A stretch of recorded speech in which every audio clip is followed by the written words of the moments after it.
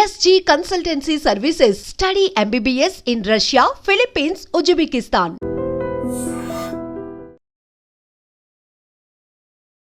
Sir మీరు first అంటే dollar dreams కానీ మన ఆనంద్ సినిమా కానీ మీ సొంత బ్యానర్లోనే మీరే ప్రొడ్యూసర్ మీరే డైరెక్టర్ అంటే ఒక రకంగా చూస్తే దాని తర్వాత మీరు మిగతా బ్యానర్లతో కొలాబరేషన్ అయ్యి మీరు ట్రావెల్ చేశారు. బట్ ఏంటంటే ఒక సెల్ఫ్ మేడ్ డైరెక్టర్ అని అంటాను నేను. దానితో మీరు ఏకీభవిస్తారు అంటే మిమ్మల్ని మీరు నిలబెట్టుకున్నారు.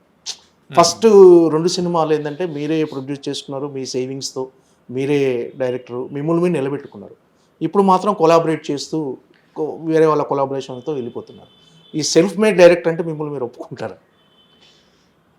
అందరు డైరెక్టర్ సెల్ఫ్ మేడ్ అండి. నా విషయంలో మీరు అంటున్నది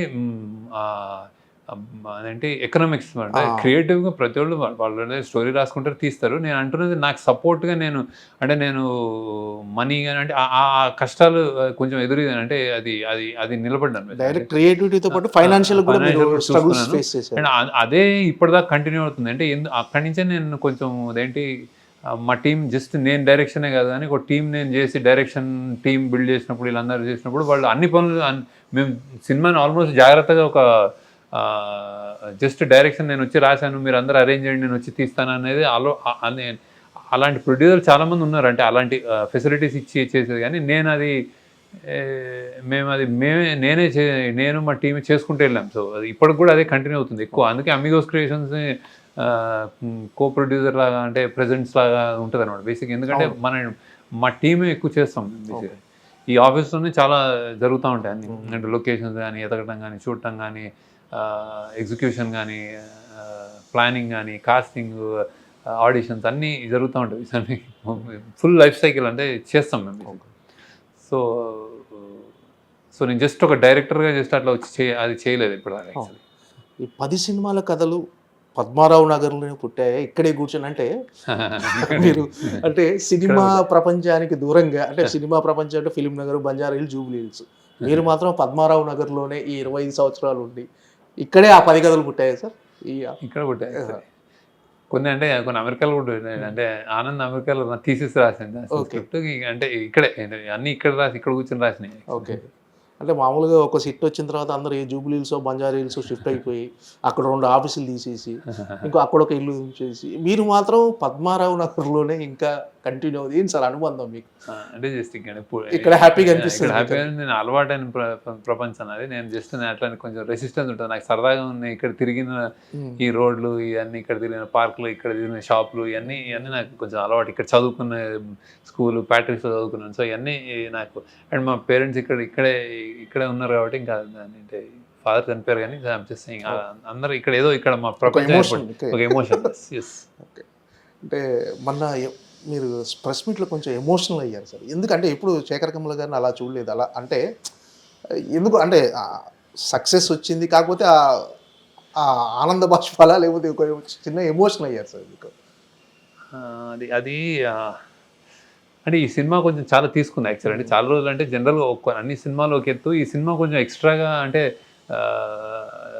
చాలా అంటే ఫిజికల్లీ కూడా గ్రూలింగ్. టీంలో చాలామంది అంటే చాలా ఒడిదుడుకులు గురించి చేసిన ఫీలింగ్ వచ్చింది. అంటే ఒక చిన్న అది అంటే ఇది సామాన్యం అంటే జస్ట్ నాట్ అంటే ఒక మైండ్ పరంగా డ్రైనింగ్, ఎమోషన్ అండ్ హెల్త్ పరంగా అందరూ అంటే ఆ టీంలో చాలా అప్స్ అండ్ డౌన్స్ చూసుకుంటూ వచ్చింది అన్నమాట రీసెంట్. సో అందుకే సడన్గా గుర్తొచ్చి నాకు ఎందుకు చాలామంది స్వెట్ అండ్ బ్లడ్ ఇచ్చినట్టు అనిపించింది. So I thought I felt కొంచెం ఎమోషనల్ ఉంటుంది.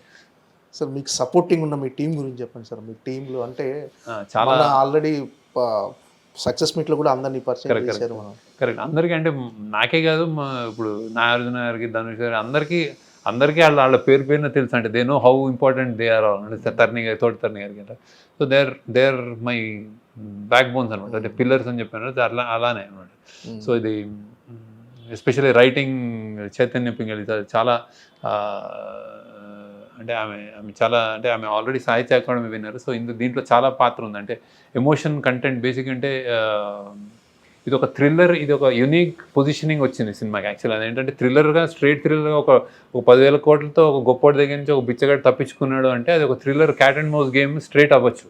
కానీ అందులో ఆ బిచ్చగాడి ఎమోషన్స్, ఆ కంటెంట్ ఉంటుంది కదా, ఎమోషనల్ హై, వాడి కథ ఒకటి ఉంటుంది కదా, దానికి చాలా చాలా పాత్ర చైతన్య అనమాట. సో సో అది అంటే దాన్ని డెవలప్ చేయడం అంటే మా కొలాబరేటివ్ ఎఫర్ట్లో ఇస్తూ అలానే ఇప్పుడు సూరి నాకు హ్యాపీ డేస్ నుంచి కో డైరెక్టర్ మెయిన్ చాలా దీనికి చాలా అంటే ఈ క్యాన్వాస్ కానీ ఇది ఇక్కడ బాంబేలో చెయ్యాలి, బాంబేలో ఇన్సిస్ట్ చేయడం కానీ బాంబేలో చేయాలి, దీనికి ఇంత పెద్ద ఇది ఉందని పట్టుబట్టి పని చేయడం కానీ అక్కడికి వెళ్ళి ముందే లొకేషన్లు చూడడం కానీ అలాంటివన్నీ చాలా అంటే అతను ఒక్కొక్క దాంట్లో ఒక్కొక్కళ్ళ ఇన్పుట్స్ అనమాట. దాంట్లో చాలా అదే ఇలా మేనిఫెస్ట్ అయింది. అలా అజయ్ కానీ అంటే ప్లానింగ్ చేయడం, ఇంత పెద్ద బడ్జెట్ ఉంటే మేము ఎగ్జిక్యూట్ చేయడం ఇట్లా.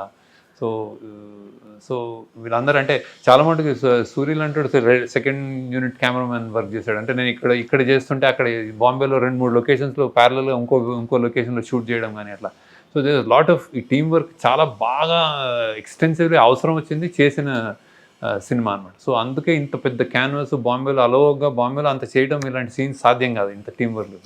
అలానే నాగేశ్వరరావు మా ఎగ్జిక్యూటివ్ ప్రొడ్యూసర్ ఆయన కూడా దగ్గర ఉండి అన్ని పర్మిషన్లు కానీ. సో అవుట్ సే ఈ సినిమా ఈ టీం వల్లనే సాధ్యమైంది. లేకపోతే అంటే బడ్జెట్ ఒక ఎత్తు అంటే సునీల్ నారాయణ గారు వాళ్ళది ప్రొవైడ్ చేసి దీన్ని గోయడ్ ఇవ్వడం, దానికి సపోర్ట్ చేయడం అదొక ఎత్తు అయితే ఈ ఎగ్జిక్యూషన్ ఒక పెద్ద పార్ట్ అనమాట. ఓకే, ప్రతిదీ రియల్ లొకేషన్ షూట్ చేశారన్నారు కదా, అంటే అసలు ఏరియా చాలా ఉంటుంది.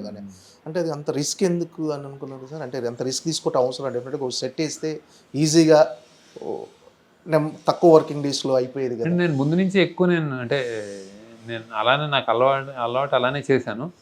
సో ఇలానే అంటే మైండ్ అలా అంటే బేసిక్గా అదే మేమంతా ఒకరికొకరు అనుకుని ఇప్పుడు బాంబేలో ఇప్పుడు హాజేలి అది దాన్ని క్రియేట్ చేయలేము. అది అంత క్రౌడ్తో ఆ సన్న స్ట్రిప్లో వెళ్తూ ఉంటాడు. సో ఇతను అంటే బిచ్చగాడు ఇంకా ఎక్కడెక్కడ తిరుగుతాడు. మనం బిచ్చగాడితో ఇప్పుడు ఇందులో విలన్లు అన్నట్టు వీడు ఎక్కడ ఉంటాడు, బిచ్చగాడు ఎక్కడ ఉంటాడంటే వాడు ఏనుగులో అంటాడు, వాడికి గుర్తున్నాయి, వాడు ఏదైనా గుర్తుంచుకుంటాడు. అలానే వాడు ఎక్కడ ఉంటాడంటే వాడికి స్ట్రెంగ్త్ ఏంటంటే వాడు ఆకలి తట్టుకోగలుగుతాడు. వాడు శనివారం అయితే గుడి దగ్గర అడుక్కుంటాడు, ఆ గుడిలోని మ్యూజిక్ గుడిలోని పాటలు చెప్పి అదే దేవుడు అదే నాకు అనుకుంటాడు. ఫ్రైడే మస్జిద్, సండే చర్చ్, ఇక్కడెక్కడ ఉంటాడు. సో ఒక్కొక్క చోట ఉన్నప్పుడు ఆ చోట్లకి అండ్ చెత్తగొప్పలో ఉంటాడు. అది అదేంటి మన రైల్వే స్టేషన్లో బస్ స్టాప్లు ఇవన్నీ వాడు తిరిగే ప్రదేశాలు ఉంటాయి, సులభ కాంప్లెక్స్ ఇవన్నీ.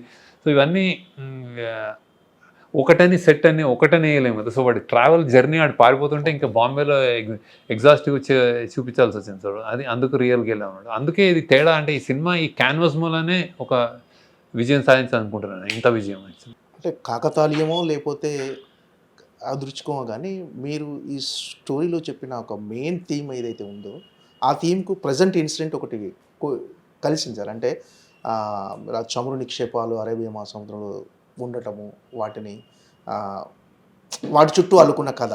ఇప్పుడు రీసెంట్గా కూడా ఇండియాలో అలాంటి ఒక చమురు నిక్షేపాలు దొరకటం, వాటి గురించి ఒకవేళ అది నిజంగా వర్కౌట్ అవుతే ఇండియా చమురు దిగుమతి చేసుకోవాల్సిన అవసరం లేదు, భారతదేశ ఆర్థిక వ్యవస్థ చాలా పటిష్టంగా ఉండబోతుంది, మారిపోతుంది అన్నారు.